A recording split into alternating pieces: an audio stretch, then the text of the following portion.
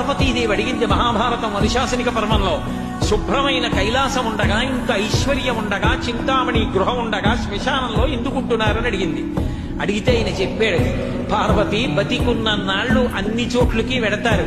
ఏమీ తోచట్లేదు, శ్మశానానికి వెళ్ళొద్దామని ఎవరు రారు పార్వతి.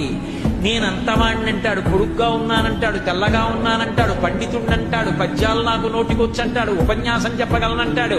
నాకు పాటలొచ్చంటాడు, నేను నాట్యం చేస్తానంటాడు, నేను అధికారినంటాడు, నా దగ్గర డబ్బుందంటాడు, నేను పాట పాడగలనంటాడు. ఇన్ని ఉన్నాయనుకున్న వాడిలోంచి ఊపిరి బయటికి వెళ్ళిపోయిన తరువాత వాడిని తీసుకెళ్లి 4 కొత్త కర్రల మీద పడుకోబెట్టి చాప చుట్టి తాడు కట్టి పైన